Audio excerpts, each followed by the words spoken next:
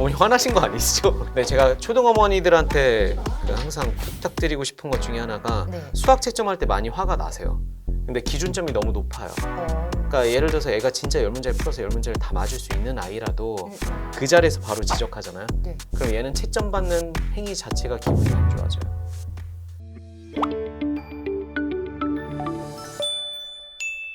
안녕하세요. 교육대기자TV 오늘은 새로운 코너로 찾아뵙도록 하겠습니다. 그동안 저희 대기자TV 앞으로 자녀의 학습 습관 때문에 고민하는 많은 부모님들이 사연을 보내주셨는데요. 오늘은 그중에 하나를 채택해서 실질적으로 도와드리고 솔루션을 드리도록 하겠습니다. 이름하여 공부습관 멘토링, 공부를 좋아하는 습관을 강조하는 아이스크림 홈런과 함께하도록 하겠습니다. 그러면 첫 번째 사연의 주인공 만나뵙기 전에요. 전문가 패널분 소개해드리도록 하겠습니다. 안녕하세요, 원장님. 네, 안녕하세요. 대치동 장원장 채널의 마스터인 대치동 장원장 장덕지입니다. 지금은 대치동에서 자기주도 학습 전문 교육기관 운영하고 있습니다. 첫 번째 사연은 예비 초등학교 6학년 사교육에 의지하지 않고 지금까지 공부를 해왔는데 앞으로도 학원에 의지하지 않고 스스로 공부하기 위해서는 어떤 노력을 해야 되는지 고민을 보내오셨습니다. 6학년 최예준 학생 엄마 서일혜입니다. 네, 아빠 최재혁입니다. 저희는 학원을 다니질 않았었어요.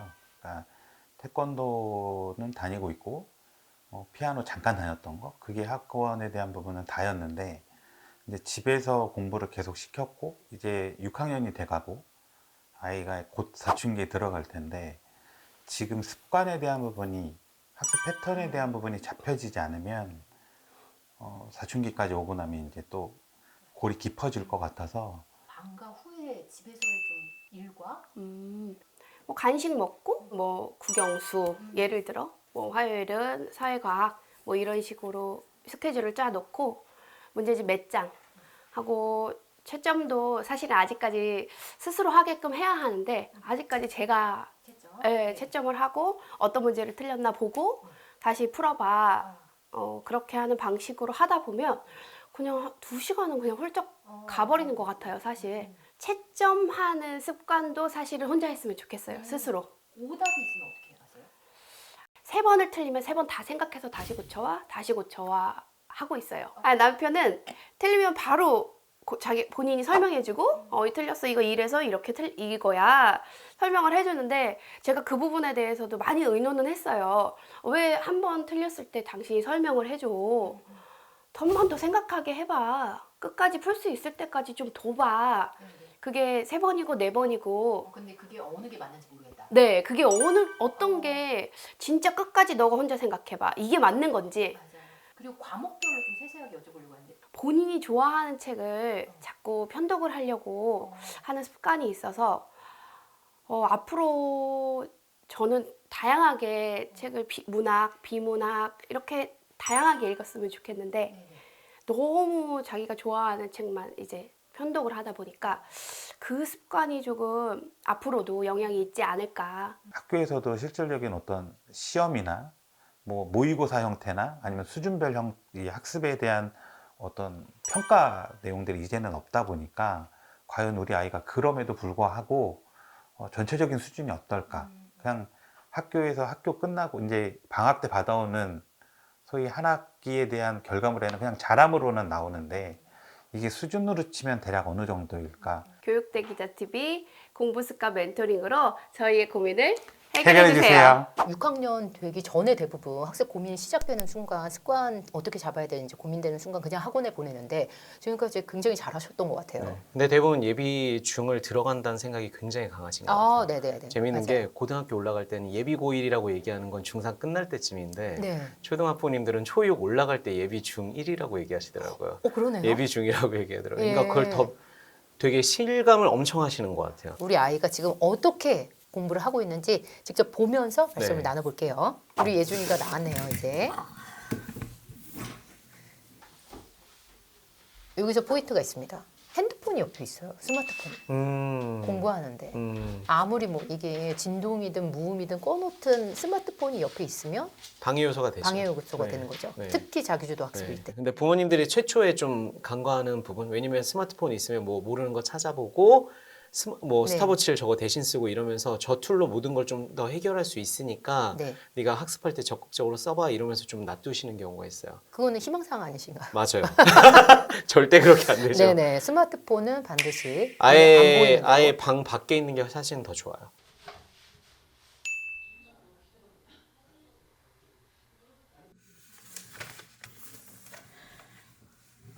네, 이 친구 지금 되게 네. 한숨 쉰 거 들으셨죠? 이게 남자애들이 보면 오늘 해야 될 분량을 페이지를 넘긴 다음에 네. 이 정도 해야 돼? 이러면서 자연스럽게 나와요. 남자아이 키우는 어머님들은 항상 걱정하시는 게 있죠. ADHD가 아닐까 애가. 네네. 자세 때문에 제일 먼저 고민. 그러니까 근데 태도를 앉아 있는 자세나 음. 그 집중도를 보고 우리가 외적으로 평가할 수가 없어요. 음. 그러니까 되게 재밌는 게 이게 보고 있다가 이러면 그건 딴 생각하는 걸까 아니면 이 데이터를 머릿속으로 정리하는 걸까요?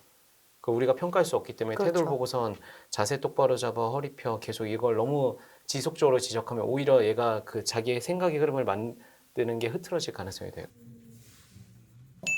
다른 과목은 지금 수학인 것 같습니다. 예, 그래도 자기가 재밌어하는 과목의 몰입도가 다른 게 좀 네. 보이네요. 초등 공부에서 중등 공부 넘어갈 때 차이점인 것 같아요. 초등 네. 공부할 때는 문제집에 풀이를 대부분 하잖아요. 음. 그 정오답 표시를 하는데 이제 중등 공부 들어가면서부터는 연습장 쓰는 걸로 훈련을 조금씩 해주시는 게 좋아요. 아. 근데 초등 때까지는 요즘 교재들도 넓게 잘 돼 있고 네네. 뭐 태블릿으로 문제를 풀거나 할 때도 공간들이 충분히 있기 때문에 거기 푸는 게 좋긴 하고요. 이거 뭐야? 제가 이거는 현실 멘트 아니신가요? 그쵸. 찐 화나셨나요? 네. 네, 제가 초등 어머니들한테 그 항상 부탁드리고 싶은 것 중에 하나가 네. 수학 채점할 때 많이 화가 나세요.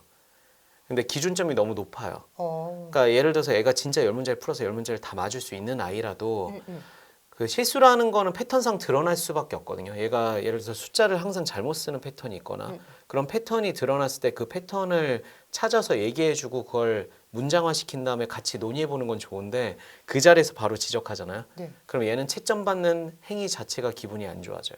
틀린 것에 대한 트라우마를 가지게 만들면 안 돼요.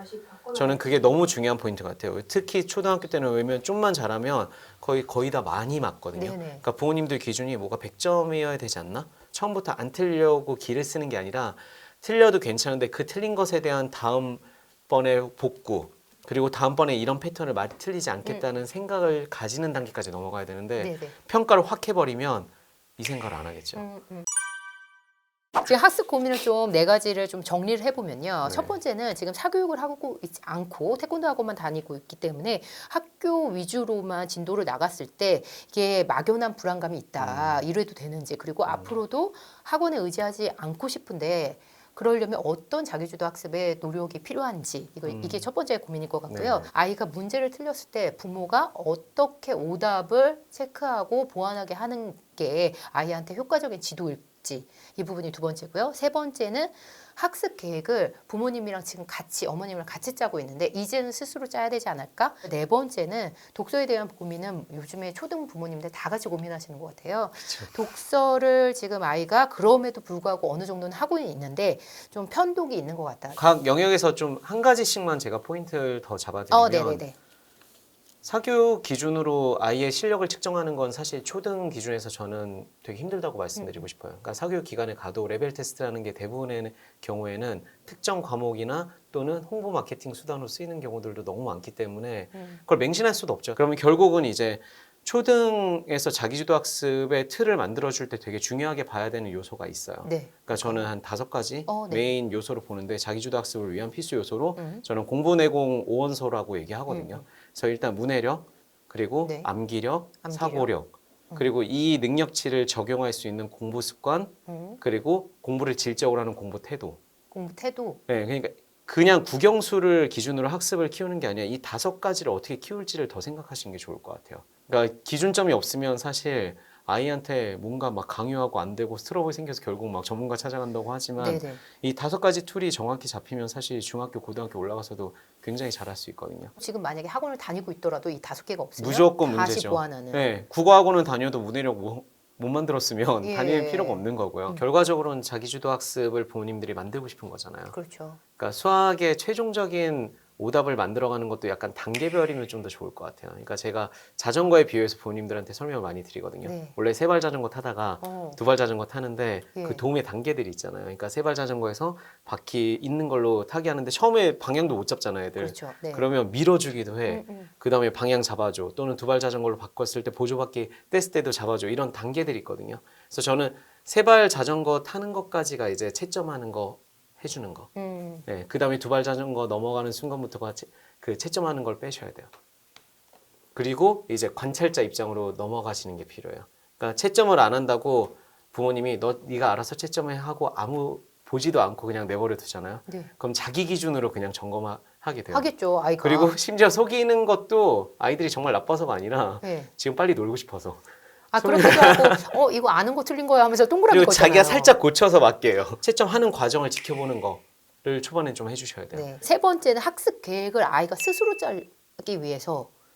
우리가 한 학기 동안 뭘 해보자. 그리고 이번 달에는 뭘 해보자. 이런 거는 이제 아이랑 협의해서 어머니가 큰 가이드라인을 정해주시는 게 첫 번째고요. 그 다음에 실제로 주간 플래닝이 제일 중요하거든요. 한 주 동안 어떻게 할지에 대해서 구성진 플랜을 짜는데 그 기준점을 정하는 게 되게 중요해요. 그래서 제가 대부분의 경우에는 미션들을 두 가지로 배치를 하라고 해요. 그러니까 미션 하고 싶은 게 있잖아요. 영단어 외우는 것도 있고 네. 특정 문제집 푸는 것도 있으면 루틴 미션이랑 스페셜 미션을 구분해서 루틴은 일주일에 3일 이상 하는 거.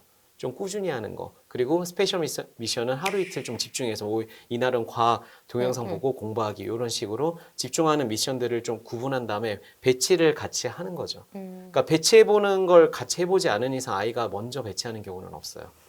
그래서 루틴으로 해야 되는 것들 먼저 쓰고 그 다음에 스페셜 미션 쓴 다음에 이 총 공부 걸리는 예상 시간이 있잖아요. 네네. 이게 내가 오늘 공부할 수 있는 날이 월요일에 3시간인데 이게 5시간짜리야. 그럼 사실 지킬 수 없는 플래너가 네. 되는 거죠. 좀 느슨하게 부모님이 보시기에도 이 정도면 얘가 해볼 수 있겠다고 생각하는 걸 같이 얘기해서 그리고 부모님이 써주시 않으시는 게 더 중요해요. 어머니들은 옆에서 써주시고 써주시잖아요. 그래서 제가 플래너 짜서 보여달라고 그러면 너무 글씨가 너무 예뻐. 시도를 해야 돼요. 네네. 그러니까 시도를 안 하면 아이가 계속 계속 두 발 자전거를 탈 수 없는 상태에 돼요. 너 요 날은 병원 가야 되니까 요 시간만큼 못해.